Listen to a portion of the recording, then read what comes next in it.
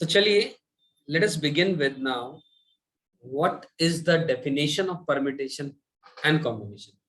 पिछली क्लासेस में लेक्चर्स में हमने बात करी थी कि भैया फंडामेंटल प्रिंसिपल ऑफ एडिशन क्या होता है, जिसमें हमने दो बातें की थी, one fundamental principle of multiplication, another fundamental principle of addition, और उन्हीं के बेस पे कुछ क्वेश्चंस किए थे हमने। अब हम बात करेंगे the definition of permutation and the definition of combination. तो चलिए, परम्यूटेशन का एक सिंपल भाषा में मतलब अगर आप लोगों से बात करूं मैं, it is nothing but the arrangement. And combination का अगर मैं सिंपल मतलब बात करूं, it is nothing but the selection. तो आप एक बात बहुत प्यार से बहुत अच्छे से समझ लीजिएगा कि मैं मतलब परम्यूटेशन का मतलब, जब मैंने लिखा अरेंजमेंट, तो अरेंज करना किसी चीज को, किस चीज को अरेंज करना, सेलेक्टेड चीजों को अरेंज करना। तो ध्यान रखिएगा इस बात को, सेलेक्टेड चीजों को अरेंज करना। तो परम्यूटेशन के अंदर में हमेशा दोनों बातें होती हैं। क्या, when we say the word permutation, it actually means we select the things, then we arrange the selected things. ये जरूरी नहीं है हम 10 में से 10 चीजों को अरेंज करें। ऐसा भी हो सकता है मेरे सामने 10 चीजें रखी हैं, उनमें से 4 चीजें मुझे अरेंज करनी है। एग्जाम्पल के तौर पे, आप बिल्कुल देसी तरीके से, बिल्कुल लेमन भाषा में मैं आपको एक बात समझाना चाह रहा हूं। क्या, क्योंकि इन्हीं दो शब्दों की जद्दोजहद में बच्चों का चैप्टर खत्म हो जाता है और ये दोनों शब्दों का मतलब नहीं समझ में आ पाता, या समझ में आता है तो एप्लीकेशन नहीं समझ में आता। तो मेरी आज के लेक्चर का मोटो केवल और केवल आपको what do we mean by the word permutation and combination, और उनको अप्लाई कब कैसे करना है, ये समझाना है। ये समझ में आता जाएगा, चैप्टर हमारे को फ्री फ्लो में समझ में आता चलेगा, बिल्कुल टेंशन फ्री होकर के समझ में आ जाएगा आपको। तो मैं आता हूं परम्यूटेशन के लिए, एक समझाने के लिए एक छोटा सा एक एग्जांपल ले लूं।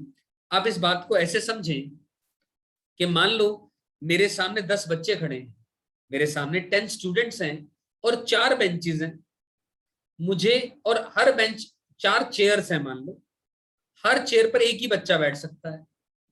तो मुझे बच्चों को अरेंज करना है उन चेयर पर, तो मुझे पहले तो 10 में से उन 4 बच्चों को सेलेक्ट करना पड़ेगा जिनको मुझे उन चेयर्स पर बैठाना है। फिर बैठाने के लिए उनका अरेंजमेंट का तरीका मैटर करेगा। So this actually is the meaning of permutation. मतलब परम्यूटेशन में दो बातें इन्वॉल्व है, पहले हमें सिलेक्शन करना है, तो सेलेक्टेड चीजों को फिर अरेंज करना है। This is actually the meaning of permutation. और कॉम्बिनेशन के अंदर में हम बात करें, तो कॉम्बिनेशन के अंदर में हम केवल और केवल सिलेक्शन की बात करेंगे। कॉम्बिनेशन में केवल और केवल सिलेक्शन की बात करेंगे कि 10 में से कौन से 4 मुझे सेलेक्ट करने हैं जिनको मुझे बैठाना है उन बेंचेस पर। मेरी बात आई एम श्योर आप समझ गए होंगे। इस बात को मैं डायरेक्टली लिखने में, मैं डायरेक्टली फॉर्मूला भी लिख सकता हूं, बट मेरा ऐसा मानना है कि परम्यूटेशन का मतलब और कॉम्बिनेशन का मतलब फॉर्मूला नहीं है, वो एक लॉजिक है। तो उस लॉजिक को या उस फॉर्मूले को मैं समझाने के लिए आपके लिए बिल्कुल स्टार्टिंग से बात करूंगा। Let me take an example और to make you understand the meaning of what is permutation. ठीक है क्या? परम्यूटेशन आप किताबों में आपको लिखा हुआ मिल जाएगा कि भैया NPR लिखा होता है। इसका मतलब होता है n factorial upon n minus r का फैक्टोरियल, और फैक्टोरियल का वर्ड का मतलब मैं ऑलरेडी समझा चुका हूँ। मतलब क्या होता है इस बात का, आइए let us understand it with the help of an example. तो जैसा मैंने अभी कहा था, मैंने एक एग्जांपल लिया था कि भैया 10 बच्चे में से 4 बच्चों को 4 चेयर पर अरेंज करना है। तो let us consider it in the terms of n। तो लेट अस से टोटल नंबर ऑफ स्टूडेंट्स हमने मान लिए, लेट अस से n। काइंडली अपने माइक को बंद करके रखें वंस आपको जरूरत नहीं है अगर बोलने की तो। Jashan, are you there? So kindly do that. Jashan, can you do it?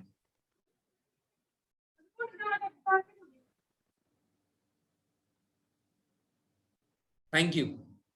Wait a minute, friends. Let me begin with again.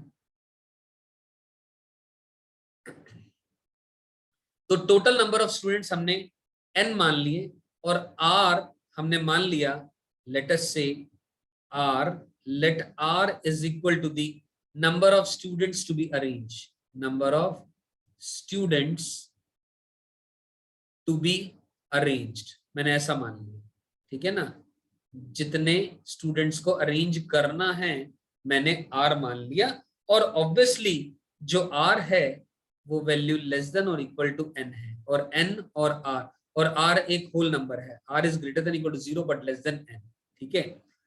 R बच्चों को मुझे अरेंज करना है, और अंडरस्टूड है आपके सामने R चेयर्स रखी हैं, आप ऐसा मान लें। इस बात को समझने के लिए एक काम करते हैं, बहुत छोटा सा एक तरीका अपनाते हैं।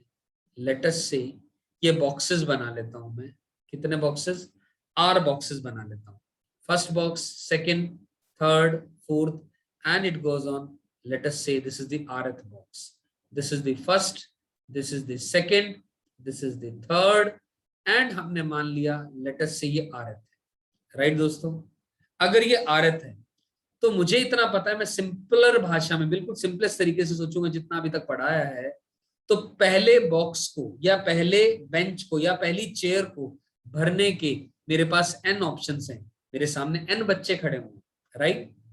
सेकंड बॉक्स को भरने के लिए मेरे पास n-1 बच्चे हैं, क्योंकि जो बच्चा यहाँ बैठ गया उसका यहाँ पर बैठने का कोई अब तरीका नहीं बनेगा, वो तो बैठ गया ना, तो मेरे पास n-1 ऑप्शन है, और यहाँ पर n-2 ऑप्शंस हैं। आप ध्यान से देखें, इस पैटर्न को देखता चलूं, थर्ड बेंच है तो n-2 लिख रहा हूं, तो n-3-1 ही तो लिख रहा हूं बेसिकली मैं।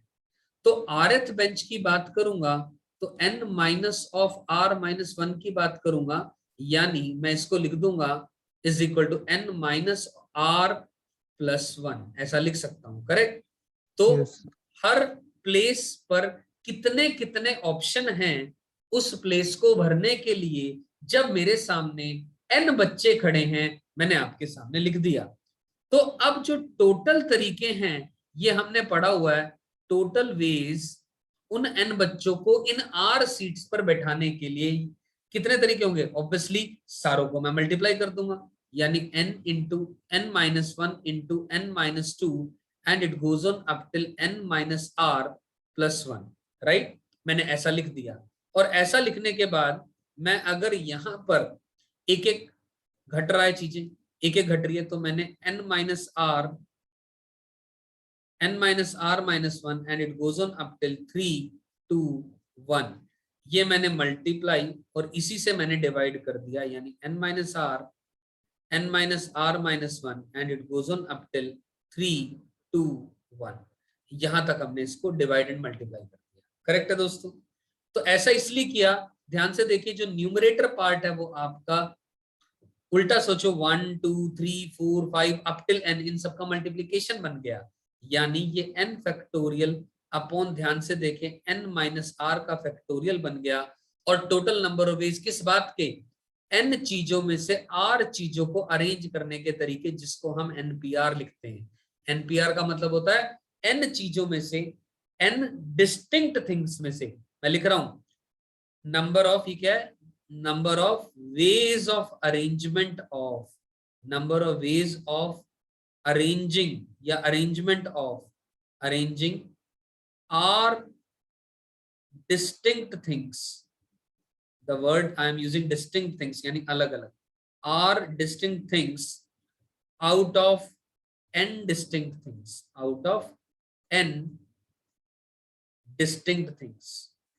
मेरी बात समझ में आई, आर डिस्टिंक्ट चीजों को अरेंज करना out of n distinct things, it is nothing but n factorial divided by n minus का r का फैक्टोरियल। सो ये कुछ और नहीं है, ये लॉजिक ही तो है, इसको आप अगर फॉर्मूला मानना चाहें तो मान लें, ना माने तो ये एक लॉजिक है। ये वही बात जैसे कि 10 बच्चों में से 4 बच्चों को अगर अरेंज करना है तो आंसर आएगा 10 फैक्टोरियल अपॉन 10-4 का फैक्टोरियल, यानी 10 factorial divided by 6 factorial, which is obviously equal to 10 into 9 into 8 into 7, जो भी मल्टीप्लाई करके आएगा that will be your final answer, right। अब इसी तरह अगर मैं वर्ड कॉम्बिनेशन का मतलब समझाना चाहूं आप लोगों को दोस्तों, तो कॉम्बिनेशन अभी अभी थोड़ी देर पहले हम बात करके हटे हैं, परम्यूटेशन में हम दो बातें करते हैं, पहले सेलेक्ट करते हैं चीजों को, फिर अरेंज करते हैं, वो अलग बात है। यहाँ पर हमने एक लेमन भाषा के तरीके से हमने समझ लिया, ठीक है, फंडामेंटल प्रिंसिपल्स लगा करके हमने समझ लिया। लेकिन अगर मैं इस बात को ऐसे बोलूं, एनसीआर, एनसीआर का मतलब क्या है, एन चीजों में से आर चीजों का सिलेक्शन। एन और आर का मतलब वही है जो पिछला एग्जाम्पल लिया मैंने, nCr it is equal to, मैंने कैपिटल एक्स मान लिया है ना, कैपिटल एक्स मान लिया, मतलब इसका मतलब है सिलेक्शन ऑफ, इसका क्या मतलब है, सिलेक्शन किसका, of R things out of N distinct things, N अलग अलग चीजों में से, एन डिस्टिंक्ट थिंग्स में से आर चीजों को सेलेक्ट करना इज एनसीआर, राइट। तो देखो ध्यान से दोस्तों, एनपीआर जो आपने लिखा that is permutation, permutation is equal to selection, पहले सेलेक्ट करा, एन में से आर चीजों को सेलेक्ट करा, फिर ही तो सेलेक्टेड चीजों को अरेंज करा। कितनी चीजें सेलेक्ट करी, आर, उनको अरेंज करने के कितने तरीके, आर फैक्टोरियल, अरे भाई सीधी बात है, 5 चीजों को अरेंज करने के कितने तरीके होंगे, 5 फैक्टोरियल। सीधी बात, इसको ऐसे समझो ना, अगर आपके सामने 3 बेंचेस है, 3 बच्चे हैं, 1 2 3, तो पहली प्लेस को भरने के 3 तरीके, अगली को 2, अगली का 1, तो 3 फैक्टोरियल तो होंगे। जितनी चीजें उतने बेंच, उतनों को अरेंज करने के लिए उतना ही फैक्टोरियल का आंसर होगा, करेक्ट। तो आर चीजों को अरेंज करने के लिए आर फैक्टोरियल तरीके, तो इट क्लियरली इंप्लाइज एक्स, यानी एनसीआर की value nPr upon R factorial होगी, यानी n factorial upon r factorial और n माइनस आर फैक्टोरियल। अब आपकी इच्छा, फिर से मैं बात बोलूं, आप इसको लॉजिक मानना चाहे लॉजिक माने, फॉर्मूला मानना चाहे फॉर्मूला माने, मेरी तरफ से ये एक लॉजिक है, एनसीआर की value n factorial upon r factorial into n minus R factorial होती है। और दूसरा, सिलेक्शन का जो अरेंजमेंट होता है, अरेंजमेंट की बात करूं अगर मैं r चीजों का, तो n चीजों में से r चीजों को सेलेक्ट किया इंटू r फैक्टोरियल, ये मतलब होता है एक्चुअली एनपीआर का।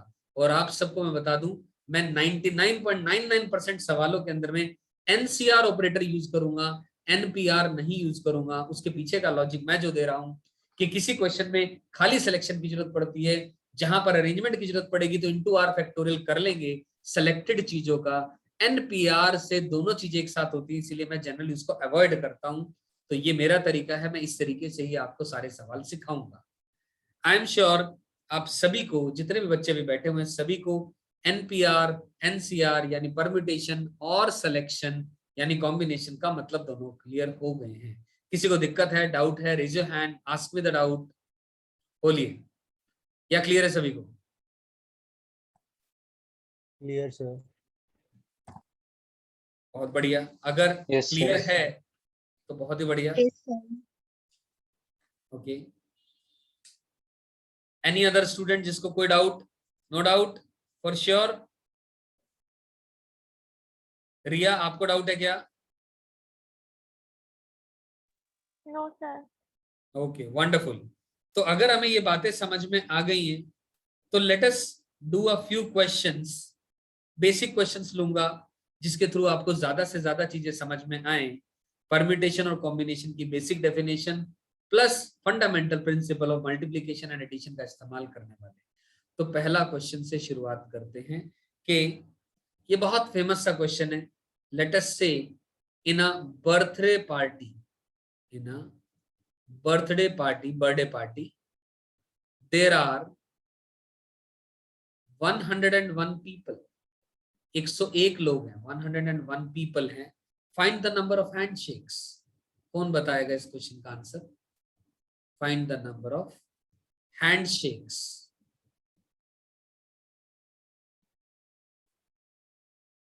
आई am waiting for the answer from either of your side. बोले, कौन कहना चाह रहा है इसका आंसर? 101 लोग हैं पार्टी में, नंबर ऑफ हैंडशेक्स बताने कितने होंगे, बताएं।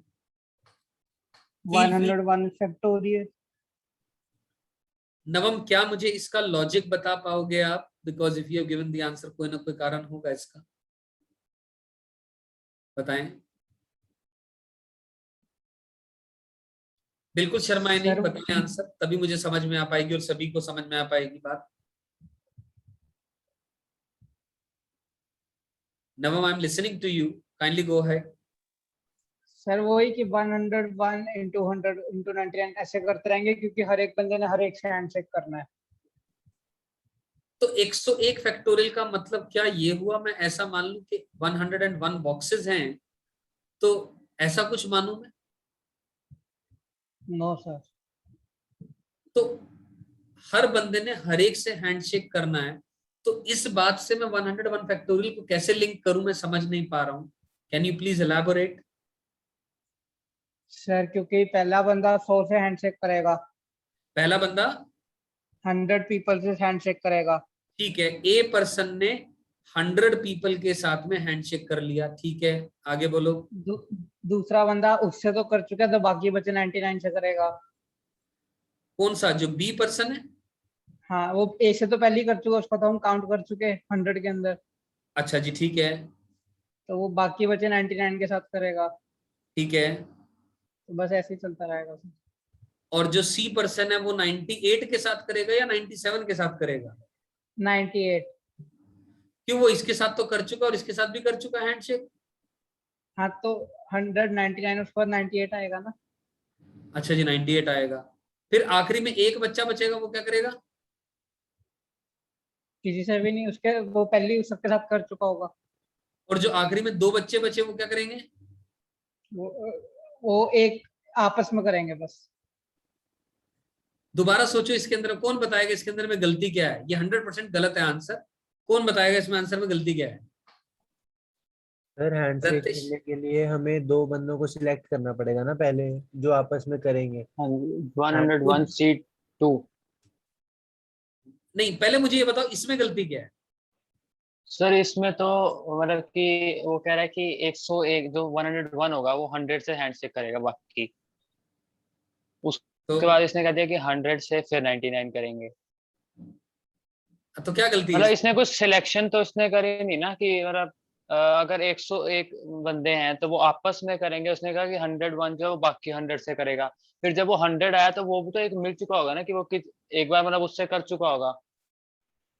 मतलब इसके अंदर बहुत बड़ी गड़बड़ी हो जाएगी कि मान लो हम ए बी सी डी बहुत सारे लोग निकाल दिए हमने, मतलब ये निकाल दिए, ई जो सर पर्सन है। प्लस प्लस करेंगे 100 प्लस भी क्यों प्लस करेंगे? 99। मतलब प्लस का तो मतलब होता है पहला बंदा इन 100 के साथ शेक कर ले हैंड, या फिर जो अगला है उनके साथ कर ले, या फिर अगला उनके, अगला उनके, या वर्ड आ जाएगा जब प्लस की बात करते हैं तो।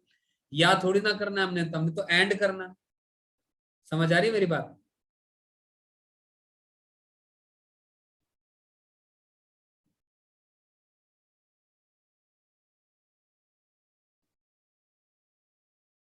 Are you all getting my point?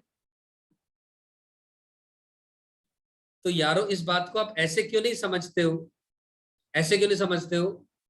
101 लोग हैं, जितने तरीके दो लोगों के सेलेक्ट करने के, दो लोगों को सेलेक्ट करके एक हैंडशेक होगा, हाँ कि ना?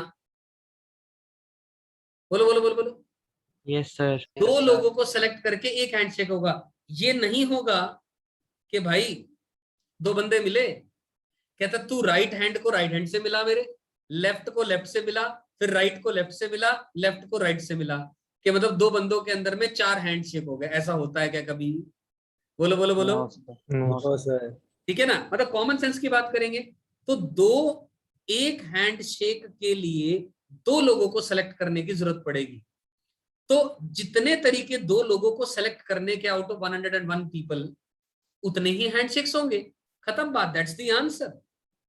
अब इसमें कुछ कुछ बच्चे ऐसा भी बोलते हैं, मुझे पता है कुछ बच्चों के मन में सवाल आ रहा होगा, सर ऐसा भी तो हो सकता है उस पार्टी के अंदर में 101 जो लोग हैं उनमें से दो बंदे ऐसे हैं जिनके हाथ ही नहीं है, या दो बंदे ऐसे हैं जिनका एक का राइट हैंड नहीं है, एक का लेफ्ट हैंड नहीं है, कुछ भी अनाप शनाप कुछ भी जो दिमाग में आता है, कुछ बच्चे बोलते हैं ऐसा। अरे भाई, सारे नॉर्मल पीपल हैं ये मान करके चलना है, अनलेस एंड अनटिल मेंशन्ड ना हो कुछ। मेरी बात समझ आई, हाँ या ना? यस ठीक सर। है ना? बिल्कुल Yes, बेसिक sir. सवाल है। देखो इंपॉर्टेंट ये नहीं है सवाल छोटा या बड़ा है, इंपॉर्टेंट ये है जो लॉजिक छोटे में लग रहा है वही लॉजिक बड़े में लग रहा है, तो हमारा फर्ज है पहले हम उस लॉजिक को लगाना सीखें। बड़ा भी क्वेश्चन तो अपने आप हो जाएगा, क्योंकि बड़ा क्वेश्चन भी छोटे छोटे टुकड़े सोच सोच करके सोचोगे तो अपने आप बड़ी थॉट आ जाएगी और ये क्वेश्चन हो जाएगा, गारंटी है। बोलो किसी को दिक्कत है तो बोलो यहाँ तक। 101 आंसर- लोगों में से 2 लोगों को सेलेक्ट करने के जितने तरीके उतने तरीके टोटल हैंडशेक्स हुए। सर 5050 आंसर आएगा। Correct, 5050 is the perfect answer for this question, right. चलिए Yes. यहां तक समझ में आया, उम्मीद है आप लोगों को सभी को थोड़ा सा। सर हाँ जैसे नॉम ने स्टार्टिंग में बताया था 101 फैक्टोरियल, अगर हम वो जैसे 100 है, 99 है, 98 है, इन्हें मल्टीप्लाई ना करके इन्हें ऐड करें अगर हम, ऐड क्यों करेंगे? ऐड करने का मतलब पता क्या होता है, या तो 100 लोगों के हाथ मिल रहे हैं, या अगले 99 के मिल रहे हैं, या अगले 98 के, या वर्ड की क्यों बात करेंगे हम यहाँ पर? मेरी बात समझ में आ रही? मैं एक Yes. सिंपल सा गणित की बात बोल रहा हूं आपसे। एक हाथ मिलने के लिए 2 लोगों की जरूरत है, हाँ के ना? यस और 2 लोगों की जरूरत है, तो कौन से 2?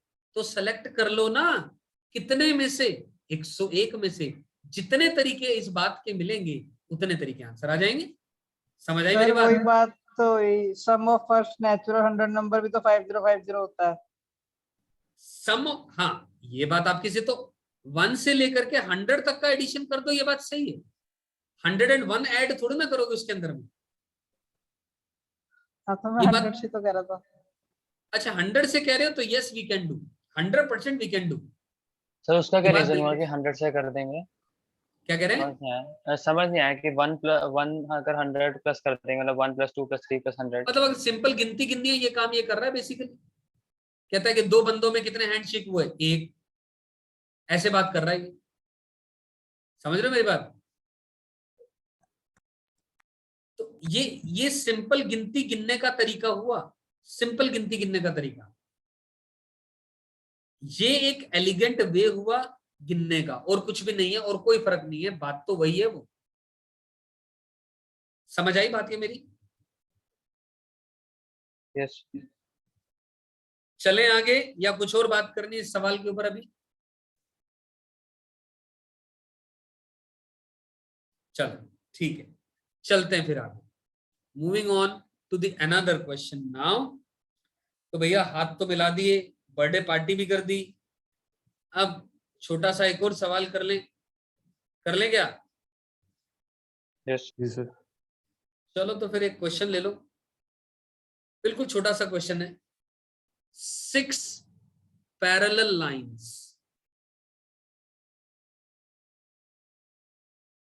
are cut by another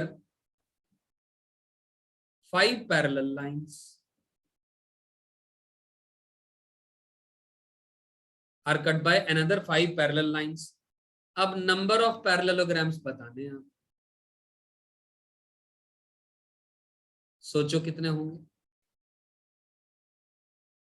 parallelogram? कितने बनेंगे? 6 पैरेलल लाइन को 5 पैरेलल लाइन से, दूसरी another set of 5 parallel line से काटा गया, तो कितने बनेंगे ये बताने हैं आपने। बस सोचो, give me an answer.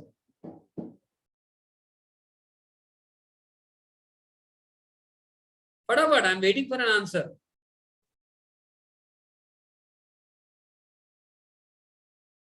Ratesh आप देना चाहेंगे आंसर? सर 20। 20 गलत जवाब। आशिता छाबड़ा आप देना चाहेंगे आंसर? 15। स्मर्थ कितना? 15। 1 5 15 हाँ जी सर। गलत जवाब।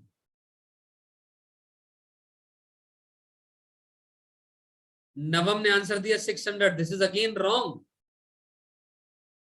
4 ऑप्शन थे, खत्म हो गए। सर 5। 5? अरे भाई साहब इतनी कंजूसी मत करो। सुकृत ने आंसर दिया बिल्कुल सही। सुकृत यार क्या हो रहा है यार, आज आपका दिन है मुझे लग रहा है भाई साहब। सुकृत भाई साहब आज तो फोड़ फाड़ मचा रहे हो आप। भाई साहब एक काम करना, जो आज आपने खाया हमेशा वही खाया करो, ठीक है? तो चलिए बात करते हैं how this answer is gonna come. So 6 parallel lines को अनदर 5 पैरेलल लाइन ने काटा, ऐसा कुछ है यार। 1 2 3 4 5 6 ऐसा कुछ, और 1 2 3 4 5 ऐसा कुछ है। पैरेललोग्राम बनाने के लिए इन 6 में से कोई 2 पैरेलल लाइन चाहिए और इन 5 में से कोई 2 पैरेलल लाइन चाहिए, हाँ क्या ना? तो इन 6 में से कोई 2 सेलेक्ट कर लूंगा, इन 5 में से कोई 2 सेलेक्ट कर लूंगा, एंड वर्ड मल्टीप्लाई करने के लिए होगा, तो इसको सॉल्व करोगे तो भैया 150 आंसर आएगा। मैंने मल्टीप्लाई क्यों किया मल्टीप्लाई? क्योंकि दिस एंड दिस की बात हो रही है, क्योंकि खाली 2 लाइंस के सेलेक्ट होने से कुछ नहीं होगा। टोटल में मुझे 4 लाइन चाहिए मिलकर के जो पैरेललोग्राम बनाएंगी, जिनमें से 2 पैरेलल होनी चाहिए और 2 पैरेलल होनी चाहिए, हाँ या ना? बोलो, क्लियर है क्या? Yes sir. Yes. Yes. Everybody is getting it? Yes sir. बहुत ही बढ़िया, शानदार। चलते हैं फिर अगले कुछ एक आध और सवाल के ऊपर, moving on to the another question. तो एक काम कर दो, लेट अस से एक क्वेश्चन है, number of ways in which a mixed double game, number of ways in which a mixed double game can be arranged। आराम से पढ़ना है क्वेश्चन को, बहुत सिंपल थॉट के साथ जाना है। Can be arranged amongst 9 married couples, again amongst 9 married couples, so that no husband and wife play in the same game। आराम से सोचो इस क्वेश्चन को, play in the same game। think and then answer without a logic। please do not give an answer। I want a logic for either a correct or a wrong one, right? So kindly do it। Question समझा दूं मैं दोबारा। Number of ways बताने हैं, mixed double game होनी चाहिए, किसके बीच में? 9 मैरिड कपल्स में। शर्त यह है कि हस्बैंड एंड वाइफ एक ही गेम में ना खेले। ये कैसी गेम है? कौन सी गेम है भाई? एक मैन एक वुमेन इधर है, ये टीम ए है, और ये टीम बी है, एक मैन और एक वुमेन इधर है। इनके बीच में एक गेम हो जाएगी, ऐसी गेम है। समझ गए मेरी बात? शर्त ये है टीम में नहीं, गेम में ही हस्बैंड एंड वाइफ नहीं होनी चाहिए। समझ गए? तो समझ गए तो आराम से सोच समझ के आंसर दो।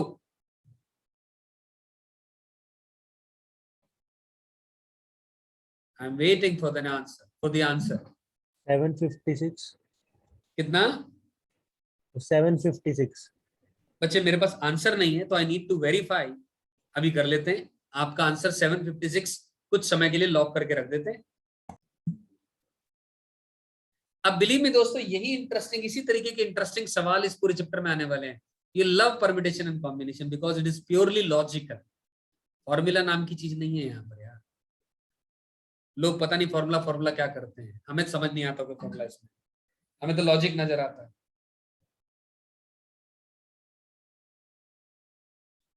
आओ चलो फिर बात करते हैं। क्या रतीश, आपका एक्सप्लेनेशन सुनेंगे, पहले बताएं। सर यहाँ पर हमें 9 कपल दिए हुए हैं ना, तो यहाँ पर 9 मेन एंड 9 वुमेन ले लेंगे हम। तो 9 मेन है और 9 वुमेन है, बिल्कुल सही कहा। अच्छा जी, बढ़िया। और बोलो। मिक्स्ड डबल गेम हमें बोला गया है, तो मतलब यहाँ पर हमें 4 बंदों की गेम होगी, जहाँ पर 2 वुमेन होंगी एंड 2 मैन होंगे। बिल्कुल ठीक है बात।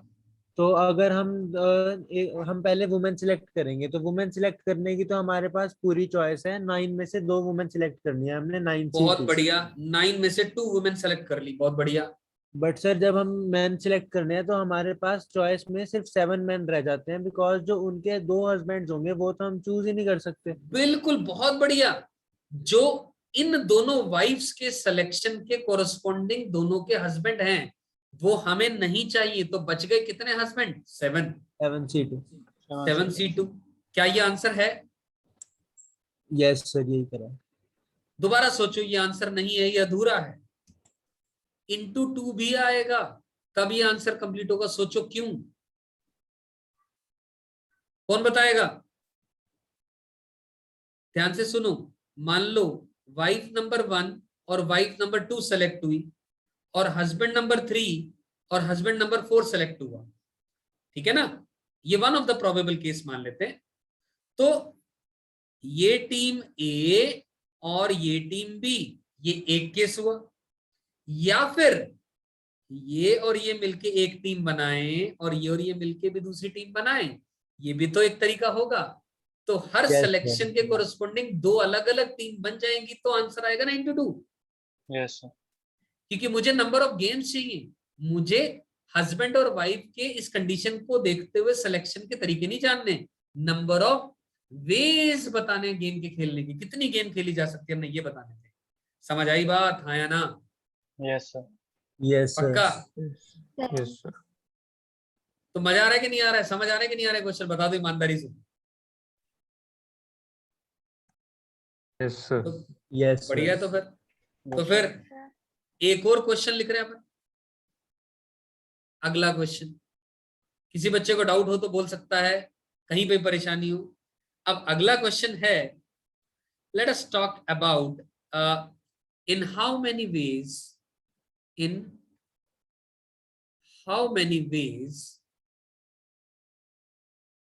the 7 different colors of a rainbow be arranged so that, अब कंडीशन सुन ले, so that blue and green never comes together। आराम से सोचना है, never comes together। इस क्वेश्चन को सोचिए, आराम से सोचें और दिल लगा करके आंसर दें, बढ़िया से सोच करके।